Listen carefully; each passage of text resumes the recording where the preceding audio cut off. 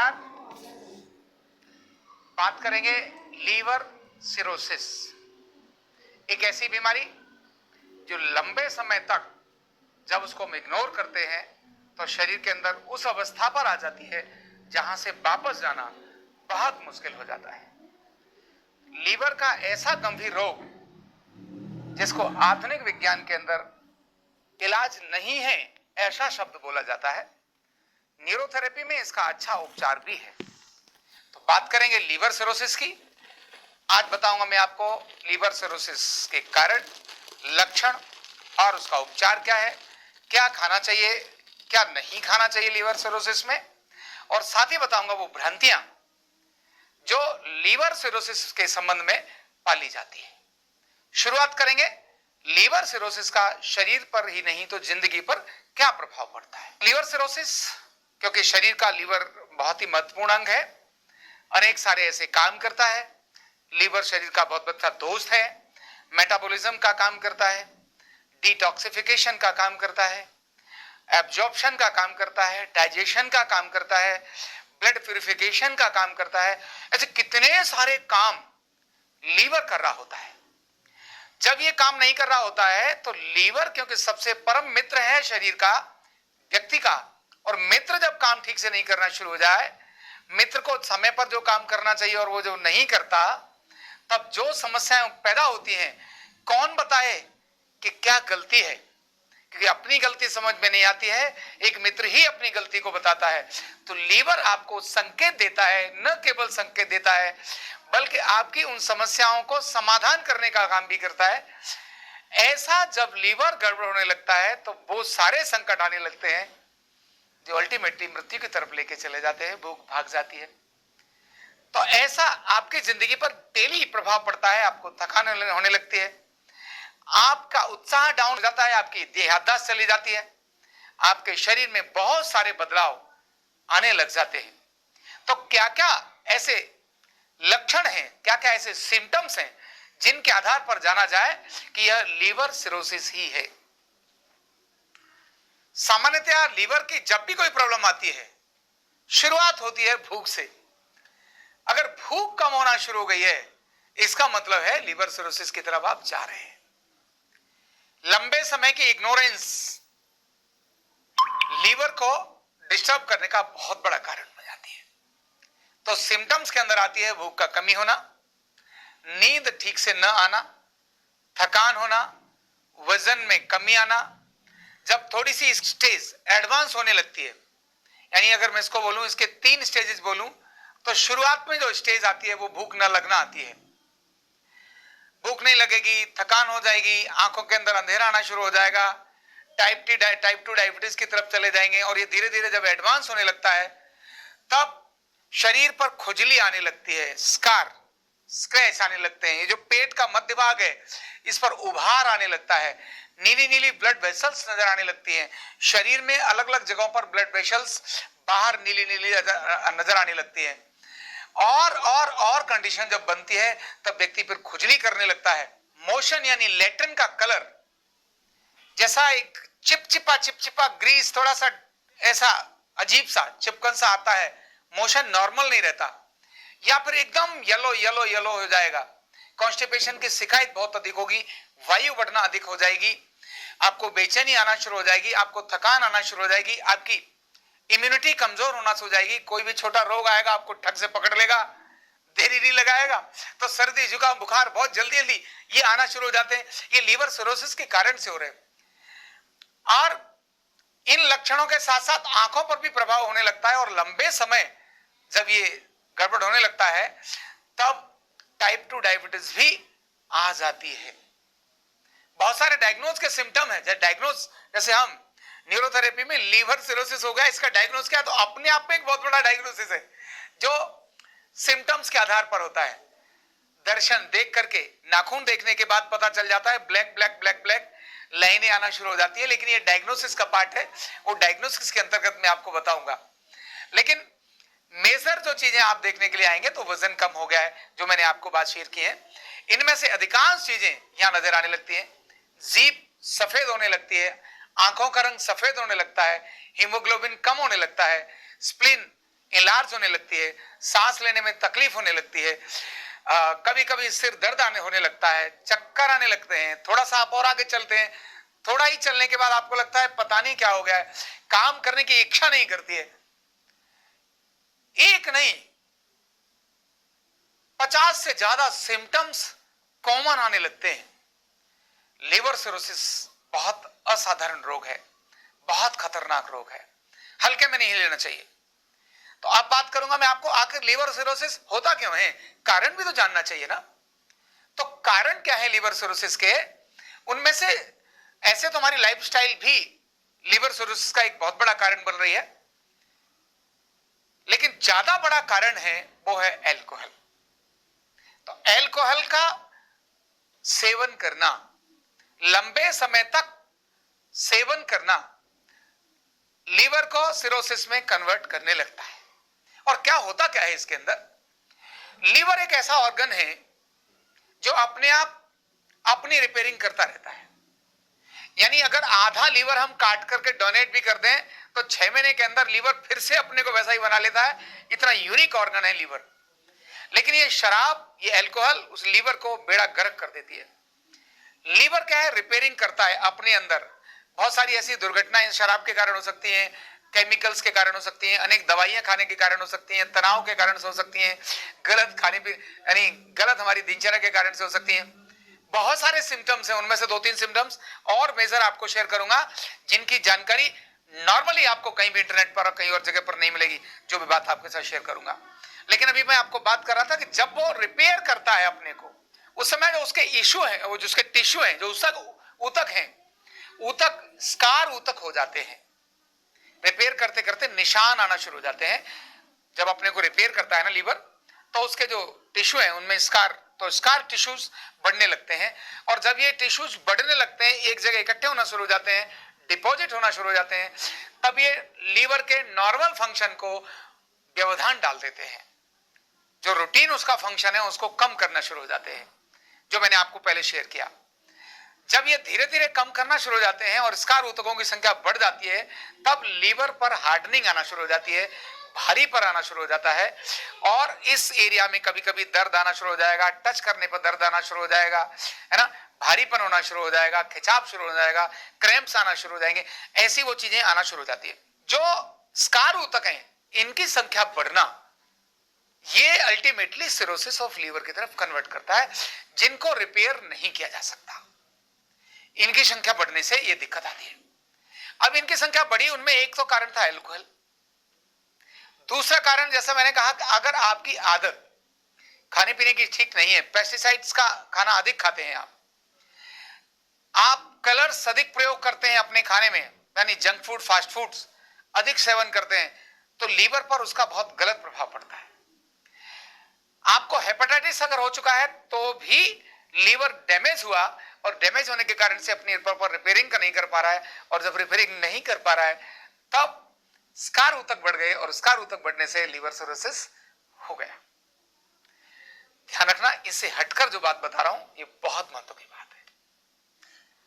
Sex का एक निश्चित समय निर्धारित किया गया है, और कुछ एक निश्चित समय है जब 100% रोका गया है, इस समय सेक्स नहीं करना चाहिए। जब लंबे समय तक, जो मैं अभी बताने वाला हूं, ध्यान रखना, उस समय पर सेक्सुअल एक्टिविटीज करने के कारण से लीवर में गड़बड़ी आती है, और वही गड़बड़ियां लीवर के रूटीन वर्क को रोकती हैं, स्कार ऊतक की संख्या बढ़ा देती हैं, और सिरोसिस ऑफ लीवर हो जाता है। ऐसा नॉन एल्कोहलिक पर्सनल्स के साथ ज्यादा होता है, और वो कब है? शाम के समय सूर्यास्त से 1 घंटे पहले और सूर्यास्त के 1 घंटे बाद तक, और इसी प्रकार से सुबह भी सूर्यास्त से 1 घंटे पहले और सूर्यास्त के 1 घंटे बाद तक। ये 2 घंटे सुबह और शाम जो लोग सेक्सुअल एक्टिविटीज करते हैं, कभी 1-2 बार, 2 बार, 4 बार कर ली, अगर महीने में 1 बार 2 बार कर ली तो चल जाता है, लेकिन जिनकी सप्ताह में 1 दिन होती है, ध्यान रखना, उनके लीवर को डैमेज होने से कोई रोक नहीं सकता है। लीवर सिरोसिस से भी भयंकर बीमारियां उत्पन्न हो जाती हैं। तो ये थे छोटे छोटे कारण जिनके कारण से लीवर सिरोसिस होता है। इग्नोरेंस, लंबे समय तक लीवर की प्रॉब्लम्स को इग्नोर करना, ये भी लीवर सिरोसिस को डेवलप होने का एक बहुत बड़ा कारण होता है। अभी मैं आपको यहां से बात करूंगा कि लीवर सिरोसिस हो गया है, आपको सिम्टम्स बता दिए, उसके कारण बता दिए। लीवर सिरोसिस होने से कौन सी और बीमारियां डेवलप हो जाती हैं? तब अनेक सारी बीमारियां ऐसी हैं जो लीवर सिरोसिस के डेवलप होने से होती है, जिनमें से सबसे पहली होती है किडनी डिजीज। किडनी खराब होती है अगर लीवर सिरोसिस हो रहा है तो। स्किन डिजीजेस, त्वचा के रोग डेवलप होना शुरू हो जाते हैं। डायबिटिक टाइप 2, क्योंकि सीधा सीधा पैनक्रियाज को डिसफंक्शन का कारण बनता है। एनलार्ज ऑफ स्प्लीन, स्प्लीन का इनलार्ज होना। ध्यान रखना, लीवर इनलार्ज होता है, इसके 2-3 महीने के बाद जब हम उसको कंट्रोल नहीं करते हैं तो स्प्लीन इनलार्ज होती है, कोई रोक नहीं सकता इसको। और स्प्लीन इनलार्ज होती है तब कुछ सिम्टम्स देती है, और देती है शाम को, यानी दोपहर के बाद 3 बजे से 5 बजे के बीच में। अगर आपको थकान आ रही है, समझना, थकान या बुखार आ रहा है, तब आप समझना आपको लीवर इनलार्ज के साथ साथ स्प्लीन इनलार्ज हो रही है। स्प्लीन इनलार्ज हो रही है मतलब लीवर काफी समय से आपका इनलार्ज है। और इतना ही नहीं, लीवर के इनलार्ज होने से स्प्लीन इनलार्ज, और स्प्लीन के इनलार्ज होने से हार्ट इनलार्ज होता है। जब हार्ट इनलार्ज होने लगता है तब वो जो सिम्टम्स हैं वो बढ़ जाते हैं, और वो जगह जगह पर बॉडी में वाटर रिटेंशन का कारण कर हो जाते हैं। आप देखेंगे गड्ढे दबाएंगे, पिंडलियों में दबाएंगे, टखनों पर दबाएंगे। अनवांटेड इन्फ्लामेशन, जो नॉर्मली व्यक्ति के साथ आती नहीं है, वो सूजन आनी शुरू हो जाती है, थोड़े थोड़े एडेमा बनना शुरू हो जाते हैं बॉडी में। जब लीवर सिरोसिस स्प्लीन और हार्ट तक पहुंच जाता है, किडनी को भी कंट्रोल में कर लेता है। तो kidney disease, heart disease, spleen disease, digestive disorders, यानी अकेला लीवर, इवन कैंसर, लंबे समय तक होने पर कैंसर डेवलप हो जाता है। मेंटल डिजीजेस होना शुरू हो जाती है, क्योंकि इसको हम बोलते हैं भ्रम आना, भ्रमित होने लगता है व्यक्ति, ये डिजीज है। साइकोलॉजिकल प्रॉब्लम्स आने लगती है, और एक जिंदगी की महत्वपूर्ण प्रॉब्लम आने लगती है जिसको व्यक्ति उसके बिना अपने को अधूरा समझता है, और वो है सेक्सुअल वीकनेस। खत्म हो जाता है सेक्स, जिंदगी सूनी हो जाती है, सूनी सेज हो जाती है। लीवर सोराइसिस इस प्रकार की अनेक सारी बीमारियों को पैदा करता है। तो अब बात करते हैं लीवर सोराइसिस अगर हो गया है, सिरोसिस अगर हो गया है, तो इसका यूनिक ट्रीटमेंट क्या है। न्यूरोथेरेपी में जानते हैं लीवर सिरोसिस का unique treatment.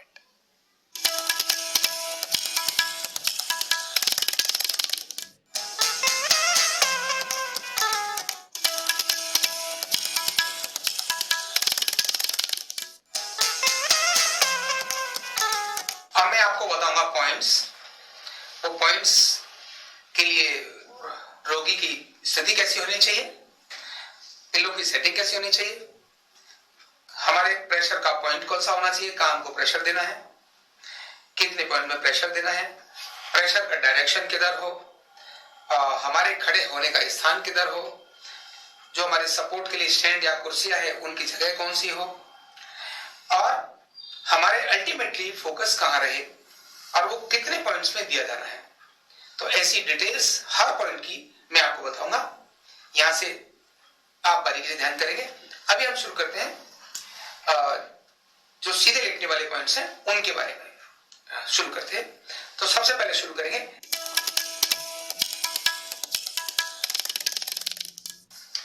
Point number N3 में तकिया दोनों जंघाओं के नीचे एक पिलो लगाना और सेट करना। थोड़ा सा पैरों में अंतर होने के बाद स्टैंड्स हमारे हिप्स के, रोगी के हिप्स के पास में दोनों स्टैंड्स या कुर्सी, बीच में खड़े होकर या साइड में खड़े होकर पहले एक पैर कहां पर प्रेशर डालना है ध्यान करिए। तो N3 है जो हमारा ये जॉइंट है, यहां से ये जॉइंट है थाई जॉइंट, यहां पर हमारा पैर, इधर वाला पैर इधर आएगा और इधर वाला पैर इधर जाएगा। ये जगह हमारे दोनों पैरों की होगी, मतलब हमारे पैर का एक हिस्सा इधर स्पर्श करेगा और बाकी पैर थाइस पर रहेगा। कैसे है अब आप देखिए, यहां देखिए दोनों पंजे साइड में खुले रहेंगे। अगर पंजे अंदर है तो दर्द का कारण होंगे, पूरा शरीर रिलैक्स, दोनों हाथ ऊपर की दिशा में। हमने अपने को एक पैर रखा, अभी अपना संतुलन अपने ऊपर बनाया। दूसरा पैर रोगी के दूसरी जांघ पर रखा। हमारी एड़ियां मिली हुई होनी चाहिए, पंजे बाहर की तरफ, जो पेल्विक बोन है उसको स्पर्श करते हुए अभी हमारा वजन नहीं डाला। यहां प्रेशर हल्का इनसाइड जाएगा, बाहर नहीं, सीधा भी नहीं, थोड़ा सा ये इनसाइड ऐसे, यानी ये हमारा प्रेशर ऐसे हमने डाला। और प्रेशर से रिलीज करने का तरीका क्या होगा, हल्का सा घुटने मोड़ने और वजन अपने स्टैंड्स पर, और हल्का ऐसा। यहां पैर उठा भी सकते हैं, लेकिन शरीर से छोड़ने नहीं है। ये क्रम है हमारा। अब मैं शुरू करता हूं। ये 1 2 3 4 5 6, एक हो गया, तुरंत बाद 1 2 3 4 5 6, फिर यहीं से 1, ये तीसरी बार कर रहा हूं, 4 5 6, और यही काम मैंने किया यहां 1 2 3 4 5 6, और यही मैंने किया यहां छठी बार 1 2 3 4 5 6, यही 7 बार। और सीधा होना चाहिए, एकदम सीधे, इस प्रकार से रहना बहुत जरूरी है। और फिर 8वीं बार प्रेशर डाला 1 2 3 4 5 6, और तुरंत वजन अपना लिया और धीरे से पैर साइड किया और उतर गए। ये था point N3। Point number N3 में तकिया दोनों जंघाओं के नीचे 1 किलो लगाना और सेट करना। थोड़ा सा पैरों में अंतर होने के बाद स्टैंड्स हमारे हिप्स के, रोगी के हिप्स के पास में, स्टैंड्स या कुर्सी, बीच में खड़े होकर या साइड में खड़े होकर पहले एक पैर, कहां पर प्रेशर डालना है ध्यान करिए। तो N3 है जो हमारा ये जॉइंट है, यहां से ये जॉइंट है थाई जॉइंट, यहां पर हमारा पैर, इधर वाला पैर इधर आएगा और इधर वाला पैर इधर जाएगा।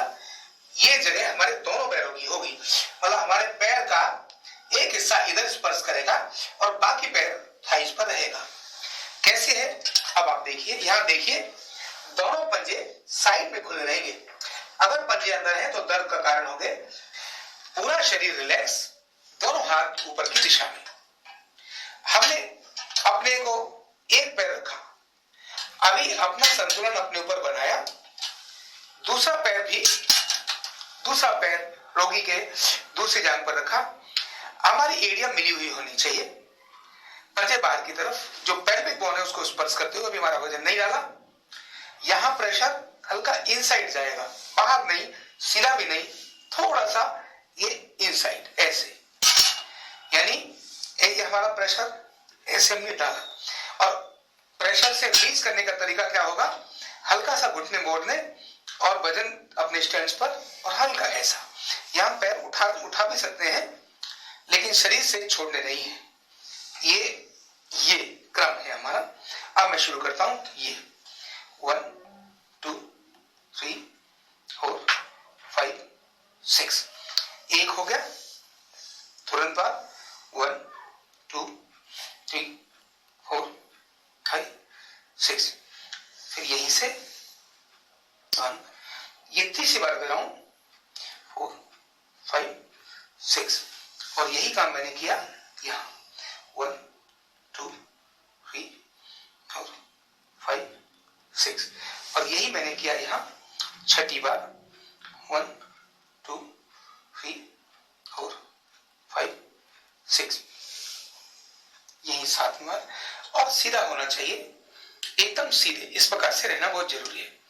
और फिर 8वीं बार प्रेशर डाला 1 2 3 4 5 6, और तुरंत वजन अपना लिया और धीरे से पैर साइड किया और उतर गए। ये था point N3। Point number N3, N3 में तकिया दोनों जंघाओं के नीचे एक पिलो लगाना और सेट करना। थोड़ा सा पैरों में अंतर होने के बाद स्टैंड्स हमारे हिप्स के, रोगी के हिप्स के पास में दोनों स्टैंड्स या कुर्सी बीच में खड़े होकर या साइड में खड़े होकर पहले एक पैर कहां पर प्रेशर डालना है ध्यान करिए। तो N3 है जो हमारा ये जॉइंट है, यहां से ये जॉइंट है थाई जॉइंट, यहां पर हमारा पैर, इधर वाला पैर इधर आएगा और इधर वाला पैर इधर जाएगा। ये जगह हमारे दोनों पैरों की होगी, मतलब हमारे पैर का एक हिस्सा इधर स्पर्श करेगा और बाकी पैर थाइस पर रहेगा। कैसे है अब आप देखिए, यहां देखिए दोनों पंजे साइड में खुले रहेंगे। अगर पंजे अंदर हैं तो दर्द का कारण होंगे। पूरा शरीर रिलैक्स, दोनों हाथ ऊपर की दिशा में। हमने अपने को एक पैर रखा, अभी अपना संतुलन अपने ऊपर बनाया, दूसरा पैर रोगी के दूसरी जांघ पर रखा। हमारी एरिया मिली हुई होनी चाहिए, पंजे बाहर की तरफ, जो पेल्विक बोन है उसको स्पर्श करते हुए अभी हमारा वजन नहीं डाला। यहां प्रेशर हल्का इनसाइड जाएगा, बाहर नहीं, सीधा भी नहीं, थोड़ा सा ये इनसाइड ऐसे, यानी ये हमारा प्रेशर ऐसे हमने डाला। और प्रेशर से रिलीज करने का तरीका क्या होगा, हल्का सा घुटने मोड़ने और वजन अपने स्टैंड्स पर और हल्का ऐसा। यहां पैर उठा भी सकते हैं लेकिन शरीर से छोड़ने नहीं है। ये क्रम है हमारा। अब मैं शुरू करता हूं। ये 1 2 3 4 5 6 एक हो गया, तुरंत बाद 1 2 3 4 5 6, फिर यहीं से 1, ये तीसरी बार कर रहा हूं 4 5 6, और यही काम मैंने किया यहाँ 1 2 3 4 5 6, और यही मैंने किया यहाँ छठी बार 1 2 3 4 5 6, यही 7वीं बार। और सीधा होना चाहिए, एकदम सीधे, इस प्रकार से रहना बहुत जरूरी है।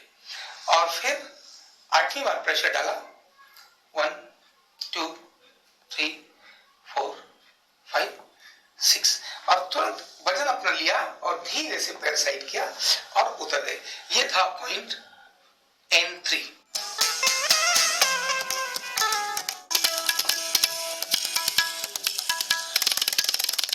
Point RK1, right kidney 1। कैसे देना है, तो ये बाजू के नीचे तकिया लगाया, हल्का सा यानी 90 डिग्री पर बाजू आए, एक तकिया दोनों जंघाओं के बीच में लगाया, यहां दोनों टांगों के पास, और टांग बिल्कुल बाहर खुली हुई। खड़े होने का हमारा स्थान राइट आर्म का जो जॉइंट है शोल्डर के पास, लेकिन शोल्डर जॉइंट से हटकर, ये शोल्डर जॉइंट है यहां, इससे हटकर, दूर भी नहीं तो बिल्कुल नजदीक में, रोगी के शरीर से चिपका हुआ हमारा पंजा, लेकिन बाजू पर ठीक से रखा हो। यहाँ ऊपर नीचे नहीं, सीधा प्रेशर डालना है, ना नीचे खींचना है ना ऊपर खींचना है, प्रेशर सीधा डालना है एड़ी पर हमारा वजन, जिससे कि हम दूसरे पैर की पोजीशन में ले सके। तो पहले यहां रखा, जंघा पर वही 3 पॉइंट हमारे यहाँ आएंगे, पहला ऊपर, फिर नीचे और यहाँ, लेकिन बाजू का पॉइंट हमारा यही रहेगा। ऐसे 3 बार हम प्रेशर देखिए कैसे शुरू करते हैं। राइट पैर को एड़ी पर रखते हुए वजन पहले पॉइंट पर सीधे खड़े होना है। स्टार्ट 1 2 3 4 5 6, इसके बाद हल्का यहाँ लूज किया और यहां से उठाकर भी पैर हमने बीच में लिया। यहाँ हमारा पैर मुड़ेगा नहीं, ये भी हल्का सीधा रहेगा, थोड़ा मुड़ते हुए 1 2 3 4 5 6, ये हल्का रिलीज किया ब्लड, और फिर से यहां से यस अगेन 1 2 3 4 5 6, धीरे से उतरना, इस प्रकार से उतरना। ये था RK1। पॉइंट LK1 कैसे देते देखिए। पिलो को, तकिया को हमने शोल्डर जॉइंट के पास लगाया और इस तरह से बाजू को रखा। बाजू सीधी भी कर सकते हैं लेकिन ऐसे बाजू रखनी है। दूसरा पिलो दोनों डाउन के बीच में और लेफ्ट हैंड नीचे, राइट हैंड इधर। LK1 को हम राइट हैंड में देते हैं। कैसे देते हैं, कैसे रहेगा प्रेशर देखिए। ये हमारे स्टैंड की पोजीशन। खड़े होने का तरीका, एड़ी जमीन पर, बायां पैर शोल्डर जॉइंट के पास, शोल्डर जॉइंट पर नहीं, शोल्डर जॉइंट के पास, हल्का सा शरीर से सटा हुआ, हल्का सा शरीर से सटा हुआ, लेकिन उंगली पर नहीं आएगी, पंजे की गद्दी आएगी। एड़ी पर वजन रखते हुए, अपना संतुलन लेते हुए ऐसे। दूसरा पैर जंघा पर लेकर जाएंगे। जंघा के शुरुआत वाले पॉइंट पर यहां हमने प्रेशर इनसाइड लेके जाना है, इधर नहीं, इनसाइड लेकर जाना है। अभी दोनों प्रेशर एक साथ नहीं डाले हैं मैंने, ध्यान करेंगे। ये अब सीधे खड़े होना और गिनना 1 2 3 4 5 6। हल्का सा एड़ी से पंजे को रिलीज किया और बीच में पॉइंट लेकर गए। यस, 1 2 3 4 5 6। 1 2 3 4 5 6। उतरने का तरीका, एड़ी पर वजन, पहले ये पैर हटाया फिर ये वाला पैर हटाया। ये था LK1। पॉइंट LU1 यानी लंग्स को स्टिमुलेट करने का एक तरीका, लेकिन शुरुआत कहां से करनी है, लेफ्ट साइड से शुरू करनी है। न्यूरोथेरेपी का कोई भी ट्रीटमेंट शुरू करने के लिए लेफ्ट से ही शुरू किया जाता है। तो ये LU1 लेफ्ट और राइट दोनों ही लंग्स के लिए है। देखिए कैसे। सीधा लेटना है रोगी ने, दोनों बाजू इस प्रकार की स्थिति में, और लंग्स में यहां से लेकर इस स्थान तक रब करना है। मैंने इस कपड़े को हल्का यहां पकड़ा, सलबट नहीं आनी चाहिए। 1 2 3 4 5 6 7 8 9 10 11 12। ऊपर से नीचे 1 2 3 4 5 6 7 8 9 10 11 12। तो ये था LU1। इसमें ध्यान ये रखना है, किसी प्रकार का झटका बाजू पर नहीं लगना चाहिए। ब्लड का फ्लो ऊपर से नीचे की तरफ ही जाना चाहिए। इतना ध्यान रखते हुए ये पॉइंट कंप्लीट हुआ LU1। पॉइंट का नाम है SPN3। कैसे करते हैं देखते हैं। रोगी को इसी प्रकार उल्टा लिटाया और लिटाने के बाद चेस्ट के नीचे 1.5 पिलो सेट करना। पहले एक पिलो लगाना, उसके बाद उसके ऊपर हाफ को ओवरलैप करते हुए दूसरा पिलो लगाना, और जो अगले वाला हाफ है जो नीचे की तरफ है उस पर चिन रखना, शोल्डर सीले, जिससे कि रोगी रिलैक्स रूप से लेट सके। इसके बाद कपड़े को इस तरह पकड़ पा लेना। क्यों पकड़वाना, टाइट पकड़ना है, जिससे कि जब हम यहाँ खींचे तो कपड़ा नीचे निकलकर नहीं आना चाहिए। ये ट्रीटमेंट देने के लिए, ये पॉइंट देने के लिए सैक्रल पर अंगूठे से या हाथ से हम यहाँ कपड़े को रोक के रखें, और जो हमारी ये स्पाइन है, स्पाइन, इसको ऊपर से नीचे लाना और ऐसे घुमाकर नीचे से ऊपर लेके जाना। यानी स्पाइन के राइट साइड से ऊपर से नीचे लाना, यहां करके रीढ़ के लेफ्ट साइड से ऊपर लेके जाना, जिस तरह से CSF फ्लो करता है, सेरेब्रल स्पाइनल फ्लूइड। और 1:1 होता है SPN3। 1:1 कैसे, यहां से ऊपर से नीचे आए और नीचे से ऊपर गए, यह हो गया SPN3:1। केवल एक बार। अभी अगर इसको 20 टाइम देना है तो कैसे देना होगा देखिए। 1 2 3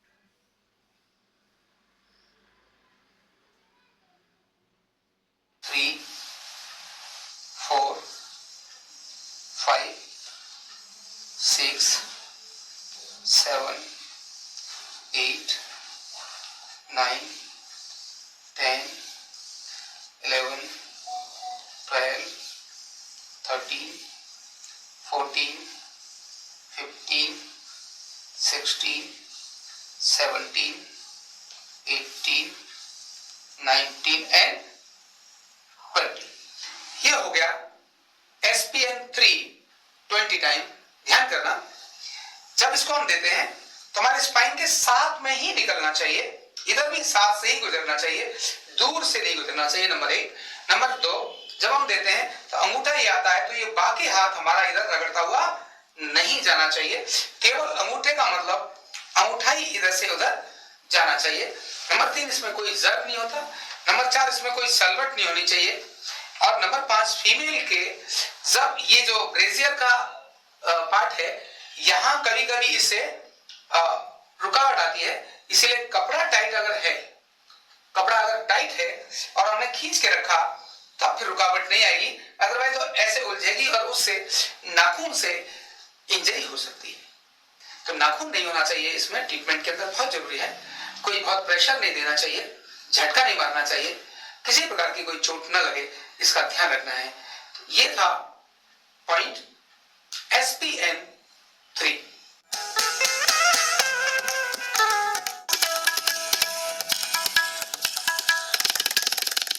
पॉइंट RK1, राइट किडनी 1। कैसे देना है? तो ये बाजू के नीचे तकिया लगाया, हल्का सा यानी 90 डिग्री पर बाजू आए, एक तकिया दोनों जंघों के बीच में लगाया, यहां दोनों टांगों के पास, और टांग बिल्कुल बाहर खुली हुई। खड़े होने का हमारा स्थान राइट आर्म का जो जॉइंट है शोल्डर के पास, लेकिन शोल्डर जॉइंट से हटकर, ये शोल्डर जॉइंट है यहां, इससे हटकर, दूर भी नहीं तो बिल्कुल नजदीक में, रोगी के शरीर से चिपका हुआ हमारा पंजा, लेकिन बाजू पर ठीक से रखा हो। यहाँ ऊपर नीचे नहीं, सीधा प्रेशर डालना है, ना नीचे खींचना है ना ऊपर खींचना है, प्रेशर सीधा डालना है एड़ी पर हमारा वजन, जिससे कि हम दूसरे पैर की पोजीशन भी ले सके। तो पहले यहां रखा, जगह पर वही 3 पॉइंट हमारे यहाँ आएंगे, पहला ऊपर, फिर नीचे और यहाँ, लेकिन बाजू का पॉइंट हमारा यही रहेगा। ऐसे 3 बार हम प्रेशर देंगे। देखिए कैसे शुरू करते हैं। राइट पैर को एड़ी पर रखते हुए वजन, पहले पॉइंट पर सीधे खड़े होना है। स्टार्ट, 1 2 3 4 5 6। इसके बाद हल्का यहाँ लूज किया और यहां से उठाकर भी पैर हमने बीच में लिया। यहाँ हमारा पैर मुड़ेगा नहीं, ये भी हल्का सीधा रहेगा, थोड़ा मुड़ते हुए। 1 2 3 4 5 6। ये हल्का रिलीज किया ब्लड और फिर से यहां से यस अगेन 1 2 3 4 5 6। धीरे से उतरना, इस प्रकार से उतरना।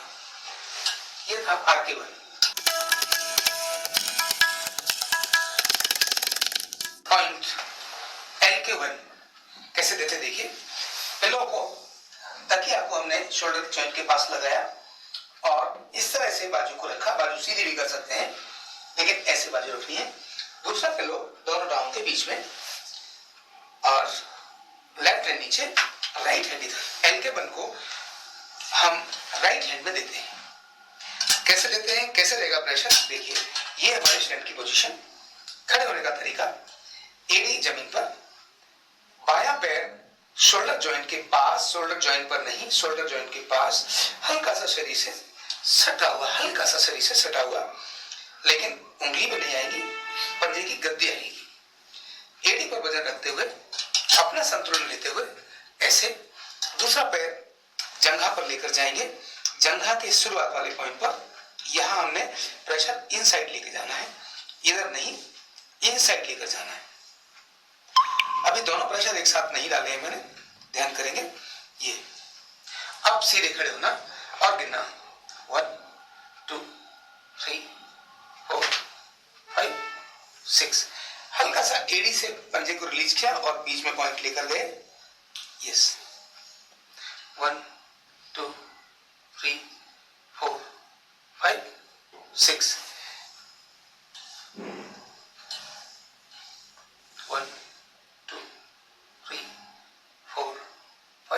6। उतरने का तरीका, एड़ी पर वजन, पहले ये पैर हटाया, फिर ये वाला पैर हटाया। ये था LK1। पॉइंट LU1 यानी लंग्स को स्टिमुलेट करने का एक तरीका, लेकिन शुरुआत कहां से करनी है? लेफ्ट साइड से शुरू करनी है। न्यूरोथेरेपी का कोई भी ट्रीटमेंट शुरू करने के लिए लेफ्ट से ही शुरू किया जाता है। तो ये LU1 लेफ्ट और राइट दोनों ही लंग्स के लिए है। देखिए कैसे, सीधा लेटना है रोगी ने, दोनों बाजू इस प्रकार की स्थिति में, और लंग्स में यहां से लेकर इस स्थान तक रब करना है। मैंने इस कपड़े को हल्का यहां पकड़ा, सलबट नहीं आनी चाहिए। 1 2 3 4 5 6 7 8 9 10 11 12 ऊपर से नीचे 1 2 3 4 5 6 7 8 9 10 11 12। तो ये था LU1। इसमें ध्यान ये रखना है किसी प्रकार का झटका बाजू पर नहीं लगना चाहिए, ब्लड का फ्लो ऊपर से नीचे की तरफ ही जाना चाहिए। इतना ध्यान रखते हुए ये पॉइंट कंप्लीट हुआ LU1। पॉइंट का नाम है SPN3। कैसे करते हैं देखते हैं। रोगी को इसी प्रकार उल्टा लेटाया और लेटाने के बाद चेस्ट के नीचे 1.5 पिलो सेट करना। पहले एक पिलो लगाना, उसके बाद उसके ऊपर हाफ को ओवरलैप करते हुए दूसरा पिलो लगाना, और जो अगले वाला हाफ है जो नीचे की तरफ है उस पर चिन रखना, शोल्डर सीधे, जिससे कि रोगी रिलैक्स रूप से लेट सके। इसके बाद कपड़े को इस तरह पकड़ लेना। क्यों पकड़वाना? टाइट पकड़ना है, जिससे कि जब हम यहाँ खींचे तो कपड़ा नीचे निकल कर नहीं आना चाहिए।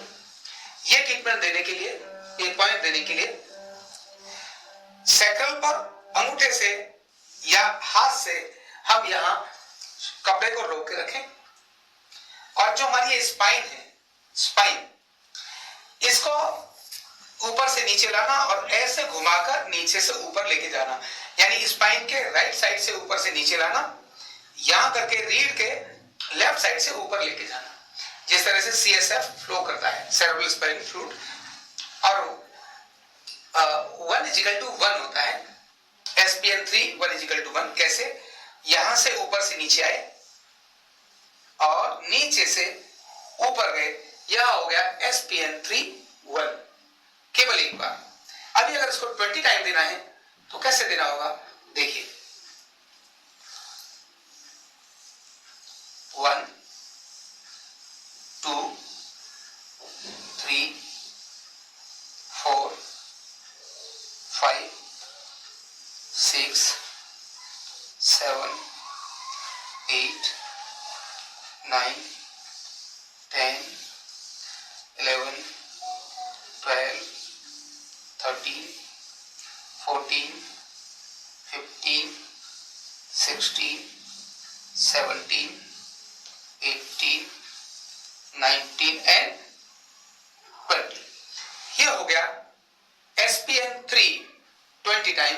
ध्यान करना, जब इसको हम देते हैं तो हमारे स्पाइन के साथ में ही निकलना चाहिए, इधर भी साथ से ही गुजरना चाहिए, दूर से नहीं गुजरना चाहिए, नंबर 1।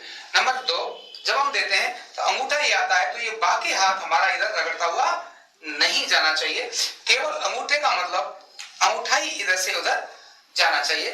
नंबर 3, इसमें कोई जर्ब नहीं होता। नंबर 4, इसमें कोई सलवट नहीं होनी चाहिए। और नंबर 5, फीमेल के जब ये जो ब्रेजियर का पार्ट है, यहाँ कभी कभी इससे रुकावट आती है, इसीलिए कपड़ा टाइट अगर है, कपड़ा अगर टाइट है और हमने खींच के रखा तो फिर रुकावट नहीं आएगी, अदरवाइज तो ऐसे उलझेगी और उससे नाखून से इंजरी हो सकती है। तो नाखून नहीं होना चाहिए इसमें, ट्रीटमेंट के अंदर बहुत जरूरी है। कोई बहुत प्रेशर नहीं देना चाहिए, झटका नहीं मारना चाहिए, किसी प्रकार की कोई चोट न लगे, इसका ध्यान रखना है। तो ये था पॉइंट SPN3।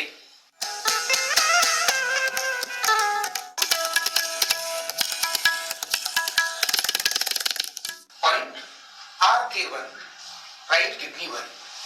कैसे देना है?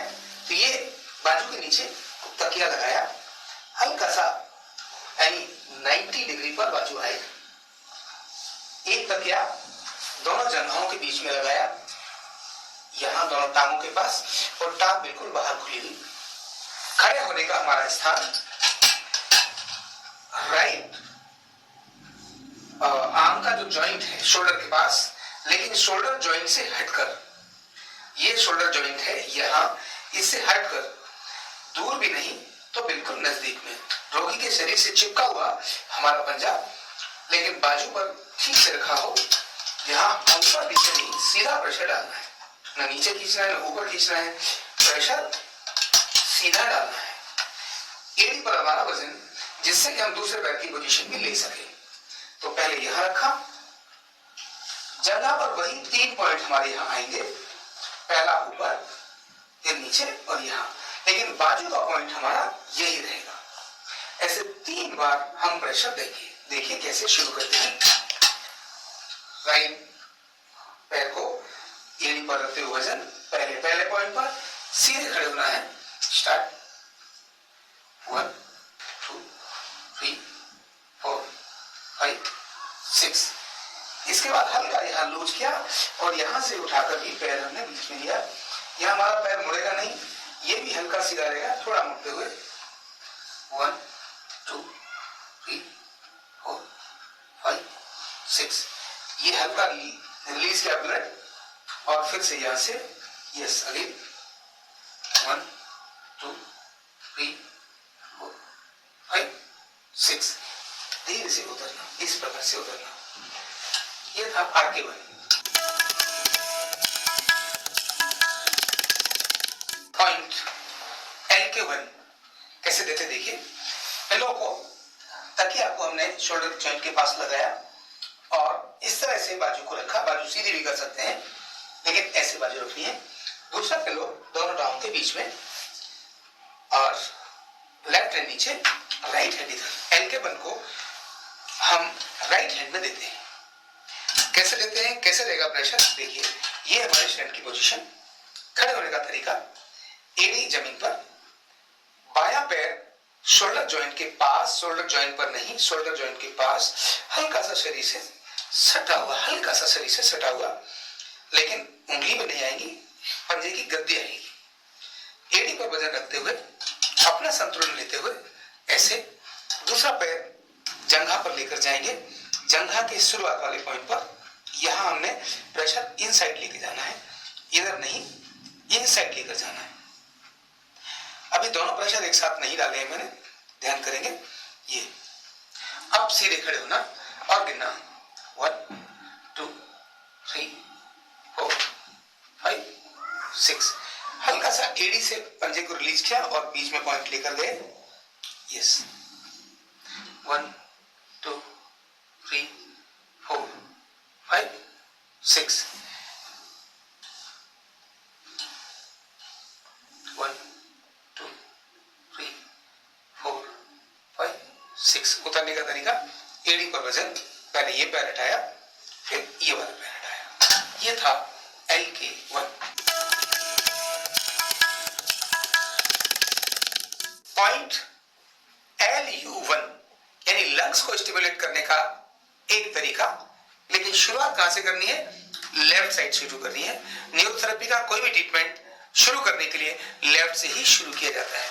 तो ये LU1 लेफ्ट और राइट दोनों ही लंग्स के लिए है। देखिए कैसे।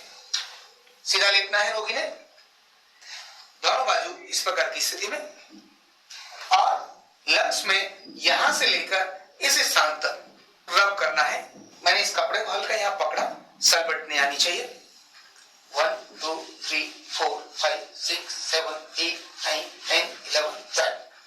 ऊपर से नीचे 1 2 3 4 5 6 7 8 9 10 11 12। तो ये था LU1। इसमें ध्यान ये रखना है, किसी प्रकार का झटका बाजू पर नहीं लगना चाहिए। ब्लड का फ्लो ऊपर से नीचे की तरफ ही जाना चाहिए। इतना ध्यान रखते हुए ये पॉइंट कंप्लीट हुआ LU1। पॉइंट का नाम है SPN3।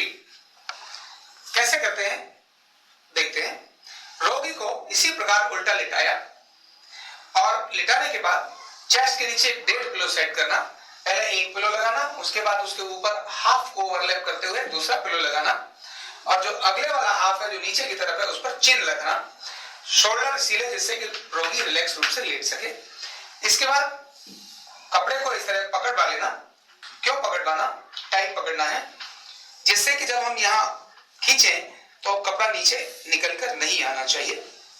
ये ट्रीटमेंट देने के लिए, ये पॉइंट देने के लिए सैकल पर अंगूठे से या हाथ से हम यहाँ कपड़े को रोक के रखें, और जो हमारी ये स्पाइन है, स्पाइन इसको ऊपर से नीचे लाना और ऐसे घुमाकर नीचे से ऊपर लेके जाना, यानी स्पाइन के राइट साइड से ऊपर से नीचे लाना, यहां करके रीढ़ के लेफ्ट साइड से ऊपर लेके जाना, जिस तरह से CSF फ्लो करता है, सेरेब्रल स्पाइनल फ्लूइड। और 1:1 होता है, SPN3 1:1। कैसे? यहां से ऊपर से नीचे आए और नीचे से ऊपर गए, यह हो गया SPN3 1, केवल एक बार। अभी अगर इसको 20 टाइम देना है तो कैसे देना होगा, देखिए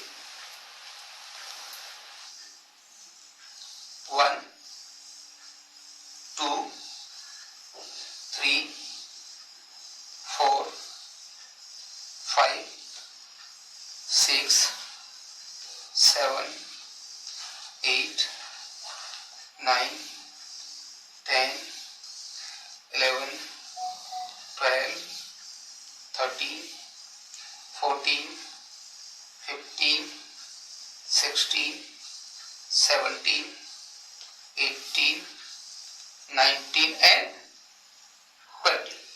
ये हो गया SPN3 20 टाइम। ध्यान करना, जब इसको हम देते हैं तो हमारे स्पाइन के साथ में ही निकलना चाहिए, इधर भी साथ से ही गुजरना चाहिए, दूर से नहीं गुजरना चाहिए, नंबर 1। नंबर 2, जब हम देते हैं तो अंगूठा ही आता है तो ये बाकी हाथ हमारा इधर रगड़ता हुआ नहीं जाना चाहिए, केवल अंगूठे का मतलब अंगूठा ही इधर से उधर जाना चाहिए। नंबर 3, इसमें कोई जर्क नहीं होता। नंबर 4, इसमें कोई सलवट नहीं होनी चाहिए।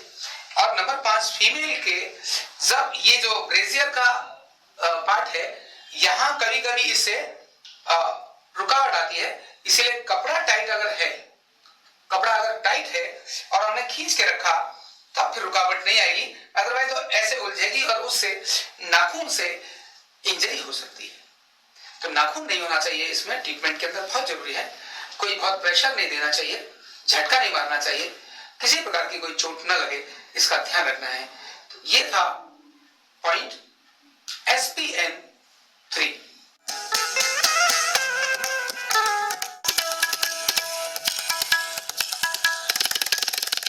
Point RK1, right kidney 1। कैसे देना है? तो ये बाजू के नीचे तकिया लगाया, हल्का सा यानी 90 डिग्री पर बाजू आए, एक तकिया दोनों जंघों के बीच में लगाया, यहां दोनों टांगों के पास, और टांग बिल्कुल बाहर खुली हुई।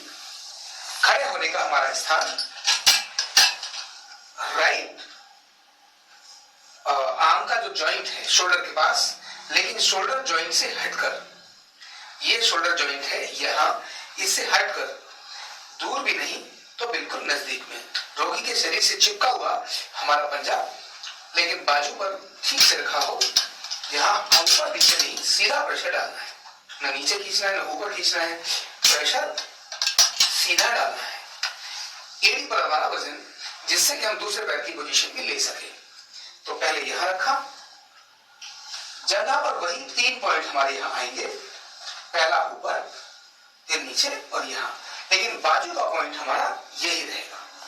ऐसे 3 बार हम प्रेशर देंगे। देखिए कैसे शुरू करते हैं। राइट पैर को एड़ी पर रखते हुए वजन, पहले पॉइंट पर सीधे खड़े होना है। स्टार्ट 1 2 3 4 5 6। इसके बाद हल्का यहाँ लूज किया और यहां से उठाकर भी पैर हमने बीच में लिया। यहाँ हमारा पैर मुड़ेगा नहीं, ये भी हल्का सीधा रहेगा, थोड़ा मुड़ते हुए। 1 2 3 4 5 6। ये हल्का रिलीज किया ब्लड और फिर से यहां से यस अगेन 1 2 3 4 5 6, धीरे से उतरना, इस प्रकार से उतरना। ये था RK1। पॉइंट LK1 कैसे देते देखिए। पिलो को, तकिया को हमने शोल्डर जॉइंट के पास लगाया और इस तरह से बाजू को रखा। बाजू सीधी भी कर सकते हैं लेकिन ऐसे बाजू रखनी है। दूसरा पिलो दोनों टांगों के बीच में और लेफ्ट हैंड नीचे, राइट हैंड इधर। LK1 को हम राइट हैंड में देते हैं। कैसे देते हैं, कैसे रहेगा प्रेशर देखिए। ये हमारे स्टैंड की पोजीशन। खड़े होने का तरीका, एड़ी जमीन पर, बायां पैर शोल्डर जॉइंट के पास, शोल्डर जॉइंट पर नहीं, शोल्डर जॉइंट के पास हल्का सा शरीर से सटा हुआ, हल्का सा शरीर से सटा हुआ, लेकिन उंगली पर नहीं आएगी, पंजे की गद्दी आएगी। एड़ी पर वजन रखते हुए, अपना संतुलन लेते हुए ऐसे। दूसरा पैर जंघा पर लेकर जाएंगे। जंघा के शुरुआत वाले पॉइंट पर यहां हमने प्रेशर इनसाइड लेके जाना है, इधर नहीं, इनसाइड लेकर जाना है। अभी दोनों प्रेशर एक साथ नहीं डाले हैं मैंने, ध्यान करेंगे। ये अब सीधे खड़े होना और गिनना 1 2 3 4 5 6। हल्का सा एड़ी से पंजे को रिलीज किया और बीच में पॉइंट लेकर गए। यस, 1 2 3 4 5 6। 1 2 3 4 5 6। उतरने का तरीका, एड़ी पर वजन, पहले ये पैर हटाया, फिर ये वाला पैर हटाया। ये था LK1। पॉइंट LU1 यानी लंग्स को स्टिमुलेट करने का एक तरीका, लेकिन शुरुआत कहां से करनी है, लेफ्ट साइड से शुरू करनी है। न्यूरोथेरेपी का कोई भी ट्रीटमेंट शुरू करने के लिए लेफ्ट से ही शुरू किया जाता है। तो ये LU1 लेफ्ट और राइट दोनों ही लंग्स के लिए है। देखिए कैसे। सीधा लेटना है रोगी ने, दोनों बाजू इस प्रकार की स्थिति में, और लंग्स में यहां से लेकर इस स्थान तक रब करना है। मैंने इस कपड़े को हल्का यहां पकड़ा, सलबट नहीं आनी चाहिए। 1 2 3 4 5 6 7 8 9 10 11 12। ऊपर से नीचे 1 2 3 4 5 6 7 8 9 10 11 12। तो ये था LU1। इसमें ध्यान ये रखना है, किसी प्रकार का झटका बाजू पर नहीं लगना चाहिए। ब्लड का फ्लो ऊपर से नीचे की तरफ ही जाना चाहिए। इतना ध्यान रखते हुए ये पॉइंट कंप्लीट हुआ LU1। पॉइंट का नाम है SPN3। कैसे करते हैं देखते हैं। रोगी को इसी प्रकार उल्टा लिटाया और लिटाने के बाद चेस्ट के नीचे 1.5 पिलो सेट करना। पहले एक पिलो लगाना, उसके बाद उसके ऊपर हाफ को ओवरलैप करते हुए दूसरा पिलो लगाना, और जो अगले वाला हाफ है जो नीचे की तरफ है उस पर चिन रखना, शोल्डर सीले, जिससे कि रोगी रिलैक्स रूप से लेट सके। इसके बाद कपड़े को इस तरह पकड़वा लेना। क्यों पकड़वाना, टाइट पकड़ना है, जिससे कि जब हम यहाँ खींचे तो कपड़ा नीचे निकलकर नहीं आना चाहिए। ये ट्रीटमेंट देने के लिए, ये पॉइंट देने के लिए सैकल पर अंगूठे से या हाथ से हम यहाँ कपड़े को रोक के रखें, और जो हमारी स्पाइन है, स्पाइन, इसको ऊपर से नीचे लाना और ऐसे घुमाकर नीचे से ऊपर लेके जाना। यानी स्पाइन के राइट साइड से ऊपर से नीचे लाना, यहां करके रीढ़ के लेफ्ट साइड से ऊपर लेके जाना, जिस तरह से CSF फ्लो करता है, सेरेब्रल स्पाइनल फ्लूइड। और 1:1 होता है SPN3 1:1। कैसे, यहां से ऊपर से नीचे आए और नीचे से ऊपर गए, यह हो गया SPN3:1। केवल एक बार। अभी अगर इसको 20 टाइम देना है तो कैसे देना होगा देखिए। 1 2 3 4 5 6 7 8 9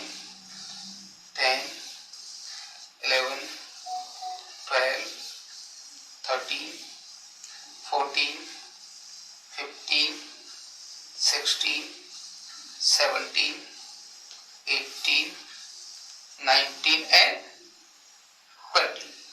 ये हो गया SPN3 20 टाइम। ध्यान करना, जब इसको हम देते हैं तो हमारे स्पाइन के साथ में ही निकलना चाहिए, इधर भी साथ से ही गुजरना चाहिए, दूर से नहीं गुजरना चाहिए, नंबर 1। नंबर 2, जब हम देते हैं तो अंगूठा ये आता है तो ये बाकी हाथ हमारा इधर रगड़ता हुआ नहीं जाना चाहिए, केवल अंगूठे का मतलब अंगूठा ही इधर से उधर जाना चाहिए। नंबर 3, इसमें कोई जर्ब नहीं होता। नंबर 4, इसमें कोई सलवट नहीं होनी चाहिए। और नंबर 5, फीमेल के जब ये जो ब्रेजियर का पार्ट है, यहाँ कभी कभी इससे रुकावट आती है, इसीलिए कपड़ा टाइट अगर है, कपड़ा अगर टाइट है और हमने खींच के रखा तो फिर रुकावट नहीं आएगी, अदरवाइज तो ऐसे उलझेगी और उससे नाखून से इंजरी हो सकती है। तो नाखून नहीं होना चाहिए इसमें, ट्रीटमेंट के अंदर बहुत जरूरी है। कोई बहुत प्रेशर नहीं देना चाहिए, झटका नहीं मारना चाहिए, किसी प्रकार की कोई चोट न लगे, इसका ध्यान रखना है। तो ये था पॉइंट SPN3।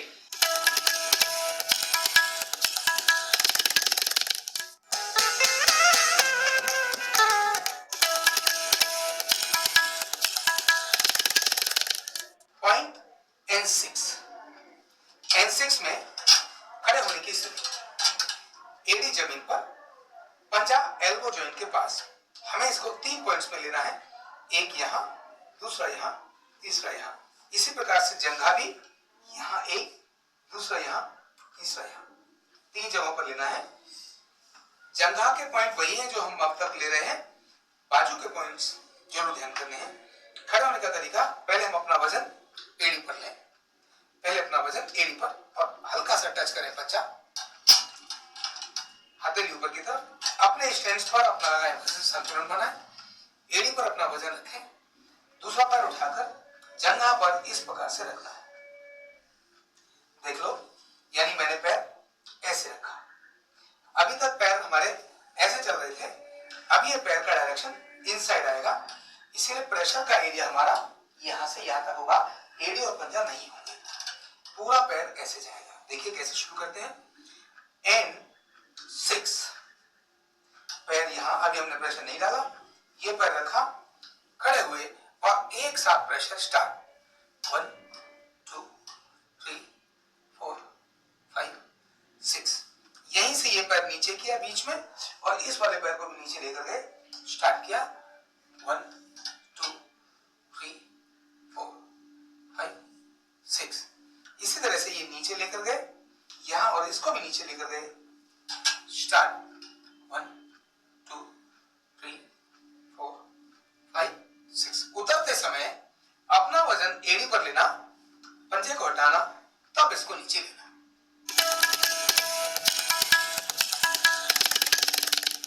पॉइंट N6 में खड़े होने की स्थिति, एड़ी जमीन पर, पंजा एल्बो जॉइंट के पास। हमें इसको 3 पॉइंट्स में लेना है, एक यहां, दूसरा यहां, तीसरा यहां। इसी प्रकार से जंघा भी यहां एक, दूसरा यहां, तीसरा यहां, 3 जगहों पर लेना है।